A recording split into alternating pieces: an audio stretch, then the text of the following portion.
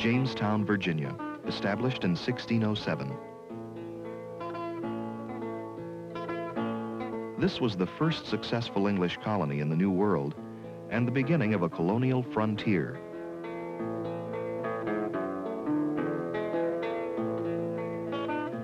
Further north, by 1630, two more English colonies had been founded. The Pilgrims and Puritans of New England had come to America to establish communities where they could freely practice their religious beliefs. But disagreements over religion continued, and some settlers began to move away to establish their own colonies. The colonial frontier was already beginning to expand. And as the years passed, ships continued to bring settlers, and more new colonies were established. Most of the people who settled in the English colonies were farmers. By the year 1700, most of the eastern lands were already occupied, and new immigrants were moving farther west to establish their own farms. In the middle colonies especially, people had come from many different parts of Europe. Because of cultural differences, many of these people felt unwelcome in the English communities in the East, and they preferred to establish their own settlements on the frontier. Meanwhile, in the older settlements, especially in the southern colonies, farmers were facing a serious problem. Much of the land had been cultivated for nearly 100 years, and because of the farming methods of the time, the land was no longer producing good crops. In the hope of finding new, fertile farmland, more and more people were being drawn to the western frontier. But by 1750, the expansion of the frontier was meeting several obstacles. The new settlers were taking over more and more of the land that had been the hunting grounds of Indian tribes for many generations. Some of these tribes, especially the 6 tribes that formed the Iroquois Federation, were powerful enough to resist the expansion of colonial settlements. And there was another serious obstacle. By 1750, the tide of westward movement had reached the foothills of the Appalachian Mountains. Stretching from New York to Georgia, these mountain ranges stood like a wall, resisting further expansion of the English colonies. For the most part, the lands west of the mountains formed an uncharted wilderness. But a few hunters and fur trappers had begun to make the difficult and dangerous journey across the Appalachians. As they blazed trails through the wilderness, these explorers found rivers that had cut through the mountains, forming passageways to the lowlands farther west. There was still a part of the southern Appalachians where no passage could be found for hundreds of miles. Then in 1750, Thomas Walker discovered a natural passage through the mountains that became known as the Cumberland Gap. As hunters moved west of the Appalachians, they found abundant wildlife that could provide food for many future settlers. And they found large open spaces in the forests with fertile soil that could become farmland. When hunters returned to the English colonies, their reports stirred new hopes of establishing settlements west of the Appalachians. But these hopes faced still another obstacle.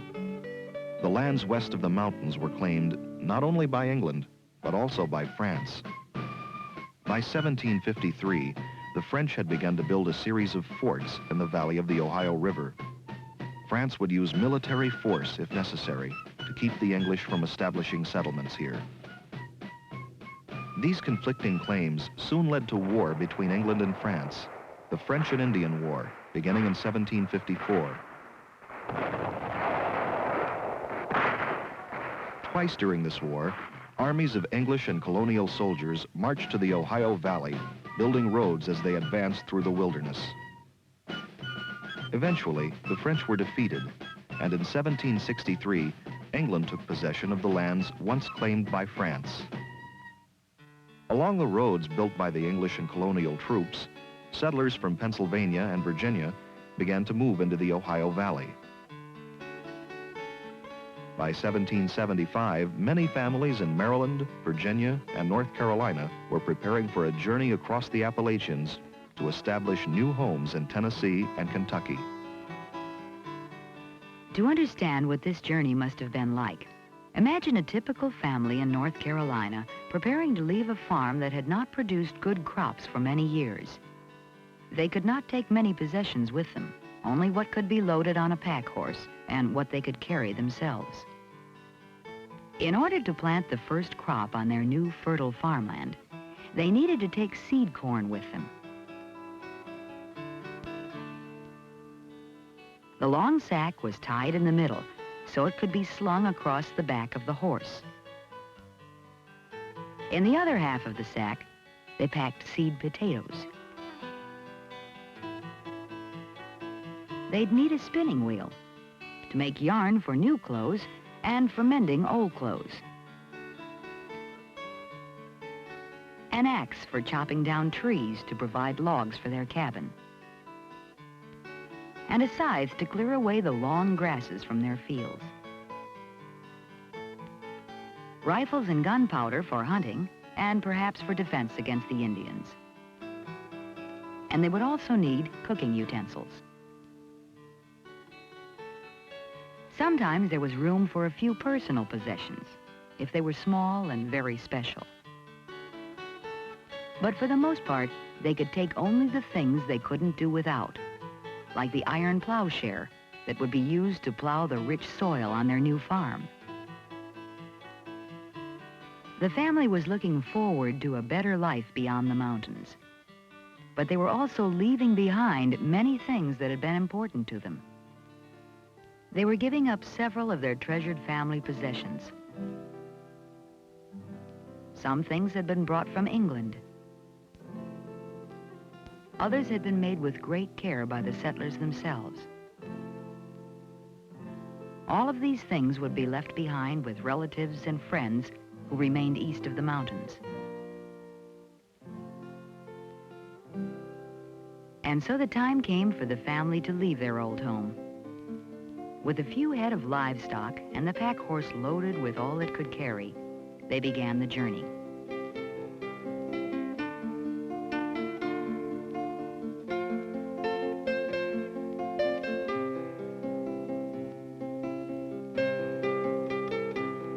A few miles from their old home, they would join several other pioneer families. It was safer for several families to travel together on the difficult and dangerous journey across the mountains and into the wilderness where they would make their new homes.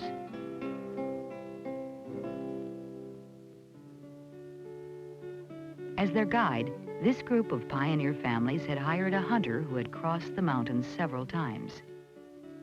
He led them along Indian trails, along trails made by animals, or trails blazed by hunters and explorers. Traveling away from the towns and settlements east of the mountains and farther into the wilderness, they were in greater danger of attack by wild animals or by Indians. For protection, they could depend only on themselves. Each evening before darkness came, they would set up camp. For food, they depended partly on what they had brought with them, but also on what they could gather in the woods or get by hunting. The first night was a time for the pioneers to become better acquainted with each other. Many of them were making the journey to find fertile land where they could grow better crops. Others came because they couldn't afford to pay the increasingly high prices for farmland in the east. On the west side of the mountains, land was abundant and cheap. A few, like the guide, were looking for adventure and the freedom of living in the wilderness. Some pioneers were looking for another kind of freedom they had not found in the East. The freedom to worship as they saw fit. And there were some who had come to America as indentured servants. Once they earned their freedom, they wanted to move west to begin a new life. So for several reasons, the pioneers were willing to face the hardships and dangers of the journey. Always, but especially at night, they were on guard against wild animals or against the Indians who lived in these frontier lands.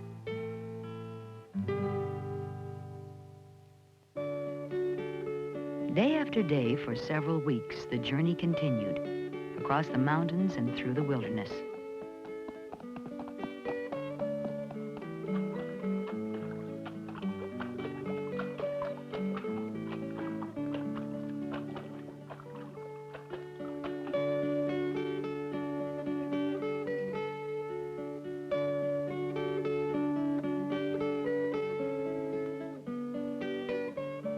At last the day came when the members of this family separated from the others and claimed the land that would become their new home. The long, dangerous journey was over.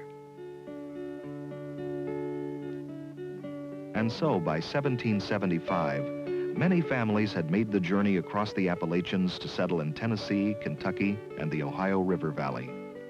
But these frontier settlements grew very slowly at first.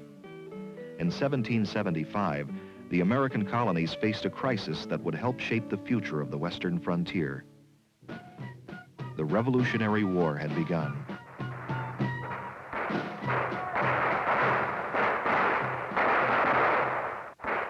During the war, several Indian tribes, including the 6 Iroquois nations, became allies of the British. In defeating Great Britain, the United States also broke the power of the Iroquois Confederacy, which had held back the expansion of the northern frontier.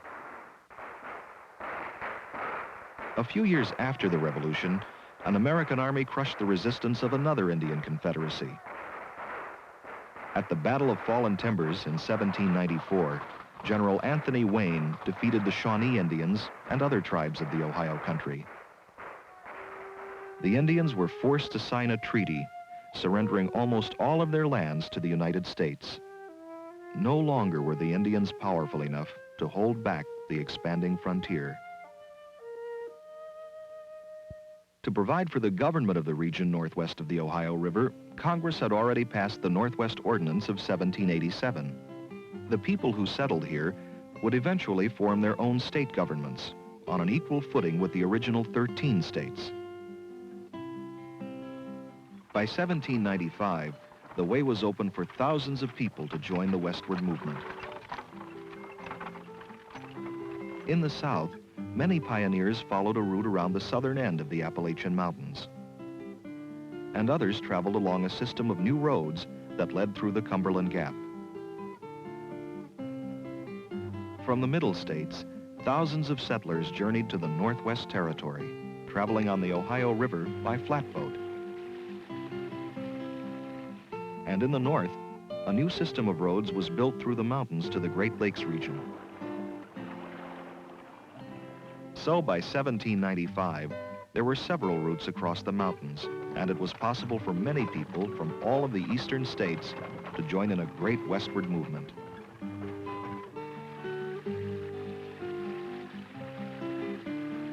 Leaving behind the crowded conditions of the East, they looked forward to a new way of life in the vast region west of the mountains. The expanding frontier had at last conquered the barrier of the Appalachian Mountains.